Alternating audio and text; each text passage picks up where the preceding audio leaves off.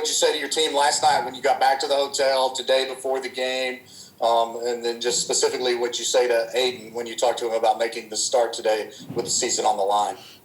You can learn from the mistakes, and you can be mad and come out and be mad. Like, everybody's mad. I was mad. It was a miserable day. We had a chance to win the game last night. Be mad. Like, come play mad and angry, and you're not going to shake that off, so don't try to shake it off. Learn from it, process it, and let that frustration try to focus you, because it was going to be another dogfight, which it was. And I know we separated a little bit, but 8-1 or 9-1 does not feel safe against this team. So I want them to play. Like I told you guys yesterday, like sometimes we've rebounded and played angry and still in control of themselves, but that's what we told them. AT, I didn't have any, heart-to-heart with him. He pitched a complete game, I think, last week, and we turned 5 double plays, and we just needed him to be the cool, calm, collected Aiden Tyrel, and that's what he was. The first pitch of the game was center cut. He just told me, he's like, Coach, it was right down the middle, a little bit up, and Rowdy throttled it. And after that, he mixed. He had a couple innings there where he struck out, 5 guys out of 6 maybe, and the slider was down and good, and he mixed in his changeup. He controlled the running game. So that was, if you've never seen our team play, that was us playing a good game. Yeah, and just following up, we've talked a few times this year, Link, that your guys can play mad, that they can play ticked off.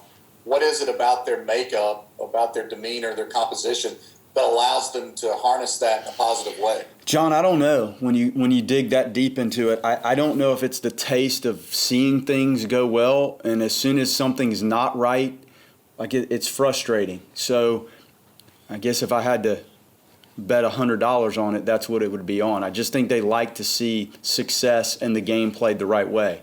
And I think part of the reason our defense has been like it was today is they value and grind through to not let balls through the infield and not let fly balls land and line drives. It's just the way they are, and they've tasted success, and unsuccessful looking baseball makes them upset. And they seem to harness that and move forward and apply some of that focus to the next task they have. Last one for me, I promise, and I know it's been a whirlwind, but have you had a chance to speak to your son yet? Or I'm sure you at least saw the score, and what's that emotion like? I can't tell you. My wife's up there in the top row, section 209, crying. He was on second base at one point, and they flashed the game on the scoreboard. I think it was a 2-2 game, and it's the first time in my career I actually looked at the scoreboard to see what was happening. And, we were up 8-1. That's a moment to think that you're playing and coaching a game of this magnitude, and your son was involved in the winner-take-all game, and you cannot draw this up. It's fairy tale-like stuff. My wife she said, I'm coming to your game because if they win, I'm going to Omaha, and if they lose, I don't want to be there anyway. So she was here. That was her decision. Like all the days of baseball and, helping JT in the off seasons, and he's in a great program, and those guys at NC State really coach the kids well and hard and take care of them and develop the complete kid. And I'm proud of their program. They're a very good team that got off to a 1-8 start in ACC play. And when we played them, and I told those guys, and I told my son, you guys are a really good team. Everybody knew it, and they've kind of caught fire. And to think that I sat here in this stadium with that many people kind of fighting, and what was going through my mind at part of it was unlike anything I ever imagined could be on my mind during one of these games. And I'm very proud of JT, and I'm very proud of Coach Avon and Coach Hart and Clint Chrysler and Joey Holcomb. Those guys have pushed those kids and held it together and turned it into obviously a championship team. Thanks a lot, Link. Thanks, Josh. Up next, we go to Eric Hansen. Hey, Coach, you moved Preisner up 3 spots in the order today. He was in the middle of everything again today. Can you talk about his game and what he brought to the energy of this game? Well, he's handled left-handed pitching fairly well, and Wingo and I like to kick it around, and Wingo felt like that was the right batting order. This time of year, somebody gets a little hot, and it's good to get him involved. And Prize got off to a tough start. So the numbers are probably, if you took out the first 10, 12 games, he'd be hitting with anybody in the country. So it's good to get him up there and hot. And we just shuffled it around a little bit with the big lefty on the mound and the old check swing in the whatever inning that was at the bottom of the first. That was a critical moment. And then he had a couple, I don't know how many hits he ended up with, but 3 hits again. Yeah, and the little, just putting that ball in play with 2 strikes and forcing them to handle it and hitting hard ground balls, you know, and then the defense. Like, he was so, you guys heard him yesterday, I'm sure. That was tough for him to come in here and handle himself the way he did after, you know, the defensive game he had to endure. These are tough kids, man, and he's one of many tough ones that we have. And, you know, those double plays that we turned, impressive. Do you have a sense yet what you want to do with your pitching tomorrow?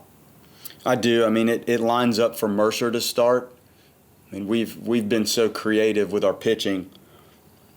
That's probably what we'll do. But Chuck and I will talk about it. If I had to start the game right now, it would be Mercer, and he started a lot of games for us. And I think we're okay in the pen. You know, we're not in great shape in the pen, but we'll kind of manage it and piece it together and try to go lefty, righty, lefty, and maybe Colup's back, and our third baseman has pretty good stuff. We'll figure it out. Thank you. Up next, we go to Aiden Thomas. Hey, Link, I had 2 questions for you. One, what exactly went into the decision to start Tyrel, versus Mercer today? You know, last week we saw Mercer go before Tyrel in the rotation. Was there a particular reason you went with him today in Game 2? There's times when Tyrel has a little more swing and miss. And I thought his outing last time was very good. Mercer's was very good. Chuck and I both had the same gut feel. Like, I felt like Tyrell's stuff was the way to go today. And you saw him get in that mode where he punched some people out. In this environment, in this setting, with a smaller field, strikeouts definitely helped the cause. And he had a string of them. What did he strike? He struck out 6. But there was a moment when that game was still in balance where he punched in the second and third inning. He punched out a handful of guys, and that built the momentum for us. So it was just a feel thing. Mercer could have done the same thing, I suppose, but it just felt like the right move. And then just one more from me. We heard a little bit of a "Let's Go Irish" chant, coming out in a pretty big stadium down there in Starkville. What does it mean to have that kind of fan support, even playing a big series like this on the road? They're hungry for it. The fans, the parents, people are hungry to see us play on this stage and play the way we played today on this stage. So it was great. I mean, I heard it. I actually heard it, and then I heard 13,000 cowbells try to stifle it out. So it was a fun combination. I just can't say enough about the kind of the grit of our players. Up next, we'll go to Tim Prister. Link, Preisner's been so hot, I guess it was natural to move him up, but did you think you might get a little bit more pop in the bottom of that order? That's I have 2 questions. Let's just start with that one. Did you think What's your first one? You had home run pop in the bottom there when you put Brannigan down in the 7th hole?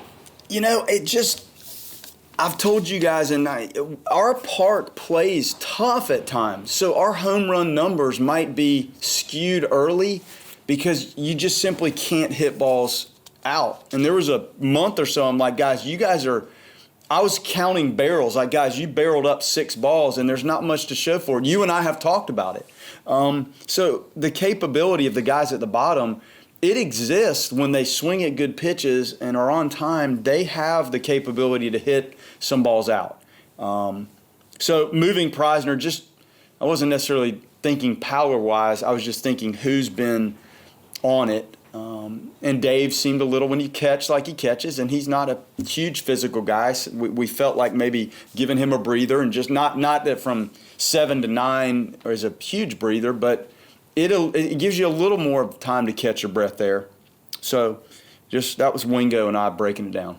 Right. And Link, as far as what your lineup has done against really 2 pretty quality dominant starting pitchers, it's been impressive, and we've seen this all year. Like Andrew Rabbit and Emmett Sheehan and Griff McGarry, and the guys at Georgia Tech and the guys at NC State that are going to Omaha and Florida State's pitcher of the year, Messick.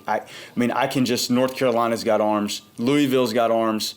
Like, the only team we didn't play was Miami. I don't know what to tell you, but the other, 13, is that what we played, 12?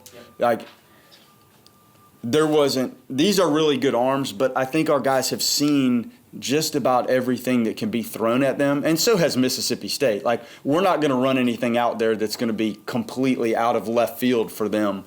So the at-bats have been good. I think the focus has been really good on this stage, and sometimes the adrenaline in the crowd can lock you in a little bit, and we talked about the frustration of not winning yesterday. Sometimes if you handle that right, it's okay to be a little mad. That's not the word I want to use, but upset when you come out here.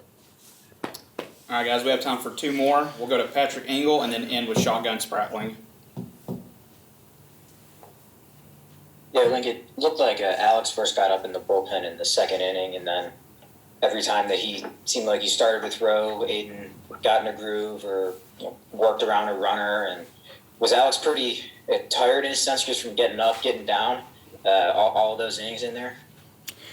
We have 3 different ways we manage the bullpen, so I actually radio down to the guys at what level of throwing intensity I want. So we then match pitches. So once somebody gets hot for us, then we go about 1 pitches in the bullpen for every 3, 4, or 5 in the game. So he never really got hot, so to speak. Now up and like at the level that precedes hot, he was, but that doesn't get you to the point of taxing you. So we try to go further than hot or get loose or get hot or get red. We break it down because we knew the importance of our bullpen management with the way our staff was when we had our injuries early. Like, there were guys that were going to have to be up in the bullpen and down in the bullpen, and the way we mix and match. So I think he's okay. But he was. We were not going to let this thing obviously get out of hand the other way. We needed to have every bullet in our gun ready to go, and that's why he was up. Because the first pitch of the game was throttled. It was 1-0 after 2 pitches, and we weren't going to wait. And then the more serious note, what kind of weapon has that slider been for Aiden all year? And then what in particular did you see how he threw that tonight? There's days the slider's really good. There's days the changeup is good. And there's days like today, I didn't get the document on what pitches he threw how many times yet, but I think he threw more sliders today, and it was working. And sometimes it works to the righties, and he can use the changeup, and the slider's usually fairly effective with the lefties. But he's just such a calm, cool guy, and he'll let us know like what he's really feeling. And then you read the swings in the game, and when that breaking pitch is down, there have been a lot of swings he's gotten this season on pitches that are down out of the zone. And so that when you start to see that, you know that it's got some bite, and he's got a little deception, and they were not picking it up, and he continued to execute it. Just did a fine job. And then we'll end with Shotgun. Hey, Link, the diving play that Jarrett Miller made in I think it was the 5th inning, which is about the time where they rallied yesterday. Yeah. What kind of impact did that have from allowing Tyrel to continue on later into the inning or into the game, and then also just stymieing and keeping the crowd out of it as well? Yeah, phenomenal play. Like, he's done that in both directions. I think that was at the inning. There was a little flurry there where they hit a couple balls hard off of Aiden's glove, and I think one of those may have come just before the line drive. I think Jarrett tried to throw it back. Jarrett's a great baseball instinctive player, and he gets great jumps and reads, and that was a big play. That ball, you're probably first and third if that ball gets through there. That was huge. That was huge because you could sense it. Like, they started to barrel some balls, and I think we got Rayo really, that might have been the only time he might have gotten hot, but we sensed it. That play snuffed it out, to be honest, and huge play, huge.